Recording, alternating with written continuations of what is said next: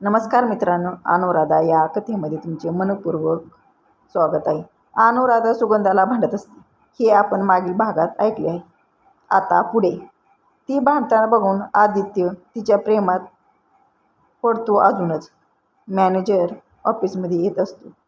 त्यांची नजर अचानक आदित्यवर पडते. तसा तो हात जोडत त्याच्यासमोर येतो. अरे आदित्य साहेब, तुम्ही इथे येण्याच्या आधी मला कळवायचं तरी. मी तुमच्या स्वागताची तयारी केली असती. एकतर तुम्ही कधीच या ब्रँचला भेट देत नाहीत. चला तर मग इथल्या स्टॉपची ओळख करून देतो. सगळे तुम्हाला भेटण्यासाठी आणि बघण्यासाठी उत्सुक आहेत. आतापर्यंत कोणीच तुम्हाला बघितलं नाही. एवढे दिवस तुम्ही मुंबईची ब्रँच सांभाळत होता. आता तरी स्टॉप समोर तुम्हाला ओळख करून द्यावीच लागेल. तो आदितीचं काहीच न ऐकता त्याचे हात धरून त्याला ऑफिसमध्ये घेऊन येतो. Attention please ladies and gentleman. आजपर्यंत तुम्ही आपल्या कंपनीचे वर्चस्व असणारे आपले बॉस यांना कधीच बघितले नाही की त्यांना भेटला नाही, कारण ते बरीच वर्ष मुंबईतील ब्रँच सेटल करण्यात व्यस्त होते. आता 6 महिन्यापूर्वी ते भारतात परतले आहेत आणि आज ते आपल्या कंपनीतसुद्धा आले आहेत. तर please welcome mister ATD means Aditya ताटे देशमुख. तो मॅनेजर बोलतो आणि बाजूला होतो. अनुराधाला समोर तो बघून मान खाली घालून उभा असतो. त्याला तिथे बघून आणि ही कंपनी त्याची हे ऐकून अनुराधाला तर धक्काच बसतो. ATD म्हणजेच आदित्य ताटे देशमुख. अनुराधा डोळे विस्फारून बघत होती. मिस अनुराधा, काय झालं? तुम्ही तरी बॉसना ओळखता ना? त्यांनीच त्या दिवशी कॉल करून तुम्हाला लवकर सोडायला सांगितलं होतं. तो मॅनेजर सगळं सांगतो. अनुराधा आदित्यकडे रागाने बघत असते. मिस्टर अशोक, त्या माझ्या होणाऱ्या मिसेस आहेत. आमचं लग्न होणार आहे येत्या रविवारी. आमची एंगेजमेंट आहे. आदित्य सगळ्यासमोर तिच्या खांद्यावर हात ठेवत बोलतो. ती त्यांच्यापासून दूर होते. आदिती सुगंधामुळे चिडलेली असते. त्यात आणखीन हे वेगळंच. अनु, चलायचं का? आपल्याला शॉपिंगसाठी जायचं आहे. आणि ही तुझी बॅग तू गाडीत विसरून आली होतीस. तो रागाने सुगंधाकडे बघत बोलतो. अनु पण शांतपणे त्याच्यासोबत चालत राहते. बाहेर येताच ती त्याचा हात बाजूला झटकते. मला तुमच्याकडून ही अपेक्षा नव्हती आदित्य. तुम्ही स्वतःची खरी ओळख माझ्यापासून का लपवून ठेवली? जर तुम्ही खरं सांगितलं असतं तर. ती बोलणार तोच आदित्य तिचं बोलणं तोडतो. तर तुम्ही या लग्नाला तयार झाला नसता, हे मला आधीपासून माहीत होतं. म्हणून तर आतापर्यंत तुम्हाला कधी याबद्दल सांगितलं नाही. मला तुमच्यापासून हे लपवून ठेवायचं नव्हतं. एंगेजमेंट झाल्यानंतर मी तुम्हाला सगळं खरं सांगणार होतो. सॉरी अनु, मी तुम्हाला दुखावलं असेल तर मला माफ करा, पण माझ्यावर विश्वास ठेवा. अनु, यापुढे अशी चूक होणार नाही. मी तुम्हाला प्रॉमिस करतो. तो तिचा हात हातात घेत बोलतो. ठीक आहे, ही तुमची पहिली आणि शेवटची चूक आहे म्हणून माफ करत आहे. पण यापुढे आपल्या नात्यात लपवाछपी चालणार नाही. मी पण तुमच्यापासून काही लपवणार नाही आणि तुम्ही पण माझ्यापासून काही लपवणार नाहीत. ती त्याच्या हातावर स्वतःचा हात ठेवत बोलते. हो मॅडम, मला मान्य आहे. तो स्वतःचे कान पकडत बोलतो. त्यानंतर ते दोघे ठरल्याप्रमाणे मॉलमध्ये येतात, जिथे सगळे त्यांची वाट बघत असतात. तिला बघताच अवी तिला बिलगते. त्यानंतर सगळे शॉपिंग करू लागतात. अनु त्या तिघांचे ड्रेसेस एकमेकांना मॅच होतील असेच घेते. बघता बघता एंगेजमेंटचा दिवस उजळतो. अनुराधा खूप खुश असते. ठरलेल्या वेळी ते सगळे एंगेजमेंट हॉलवर येतात. तिला बघताच आदित्य खूप खुश होतो. हळूहळू सगळे गेस्ट यायला चालू होतात. एंगेजमेंट विधी छान पार पडतो. पण अचानक पोलिसाची तिथे एंट्री होते. सॉरी मिस्टर देशमुख, आम्हाला माहिती आहे आज तुमच्या आयुष्यातील सगळ्यात महत्त्वाचा दिवस आहे, पण आम्ही आमची ड्युटी करत आहोत. इन्स्पेक्टर आदितीजवळ दिलगिरी व्यक्त करत बोलतो. इट्स ओके, बोला. एवढं काय अर्जंट काम होतं जे तुम्हाला इथं यावं लागलं? आदितीच्या चेहऱ्यावर राग स्पष्ट दिसत होता. सॉरी सर, आपल्या पहिल्या पत्नी काव्या शर्मा यांनी आपल्या विरोधात आमच्याकडे तक्रार केली आहे की तुम्ही त्यांच्या मुलीला बळेच स्वतःकडे ठेवून घेतली आहे, तिला किडनॅप केले आहे. आम्ही त्याविषयी तुम्हाला अटक करायला आलो आहोत. इन्स्पेक्टर जरा अडखळतच बोलतो. आदित्य काही बोलणार त्याआधीच अनुराधा इन्स्पेक्टर समोर येते.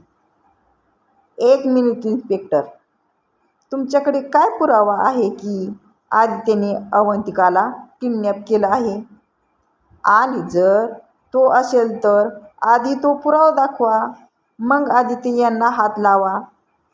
आदित्यवर होणारे आरोप अनुराधाला सहन होत नाही. ती माझी मुलगी आहे, मी तिला जन्म दिला आहे. एवढा पुरावा पुरेसा नाही का? मिस अनुराधा थोरात उर्फ अनुराधा सुभाष. त्या गर्दीतून काव्य वाट काढत आत शिरते.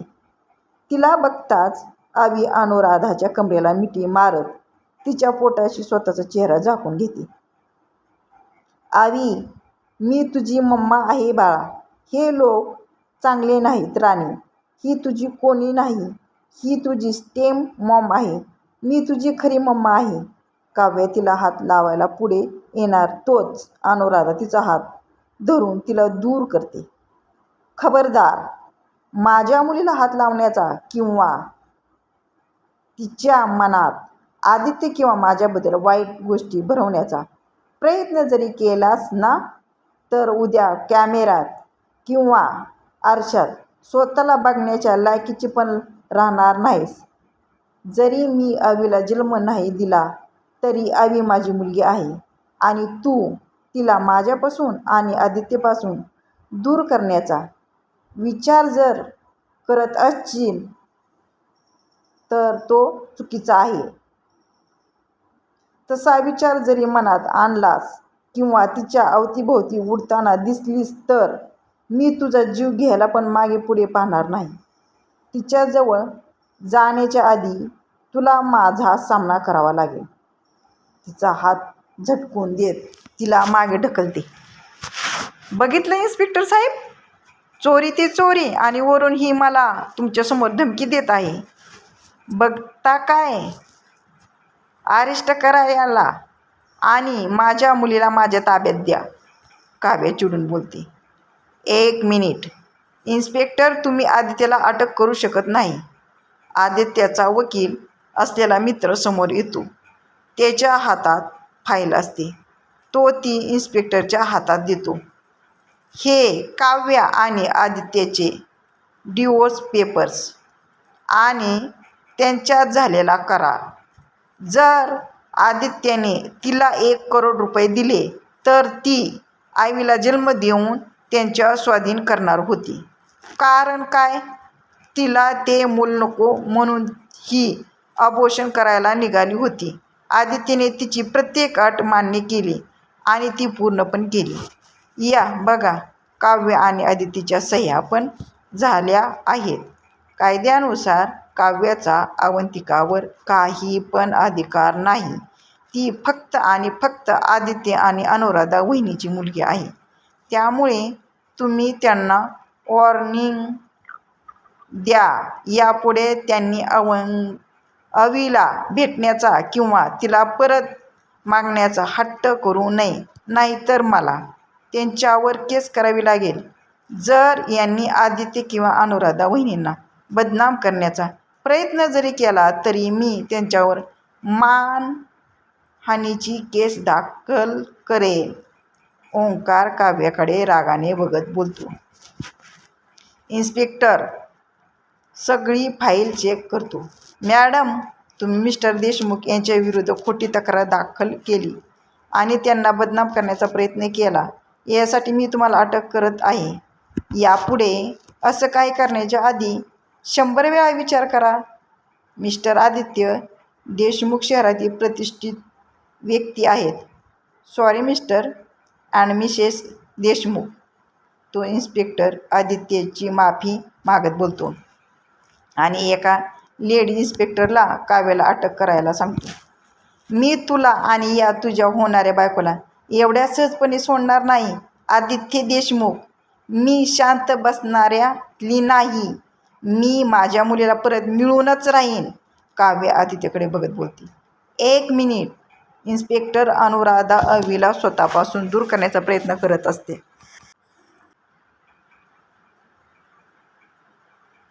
पण अवी तिला सोडत नाही. त्यामुळे अनुराधा तशी उभी राहते. तू तसा विचारही करू नकोस. काव्य तुझी सावली पण माझ्या माणसावर पडून देणार नाही. अनुराधा रागाने तिच्यासमोर बोटं नाचवत बोलते. ती एक नजर आवीकडे बघते तर आवीची हालचाल बंद झालेली असते. तिला तसे बघून ती घाबरून जाते आणि दोन्ही हातावर उचलून घेते. अवी, अवी, काय झालं तुला? अवी बघ ना, डोळे उघडत नाही. अनुराधा घाबरून गेलेली असते. अवी बेबी, काय झालं तुला? ओंकार डॉक्टरांना कॉल कर आणि आपण हॉस्पिटलमध्ये येत आहे म्हणून सांग. तो आणि अनु गाडीकडे जातात. ओंकार डॉक्टरांना कॉल लावत ड्रायव्हिंग सीटवर बसतो तर अनुराधा अवीला घेऊन मागच्या सीटवर बसते. आदित्य तिच्या शेजारी येऊन बसतो.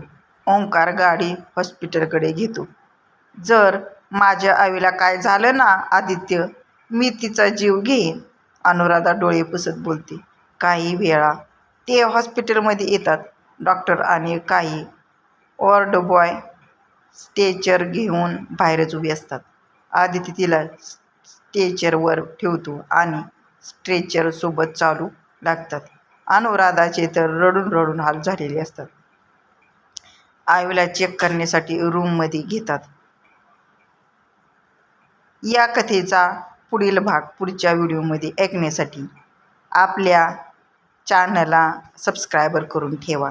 म्हणजे पुढील भाग तुम्हाला लवकरच ऐकायला भेटेल. आजचा जर व्हिडिओ आवडला असेल तर व्हिडिओला लाईक करा, शेअर करा आणि सबस्क्राईब करा.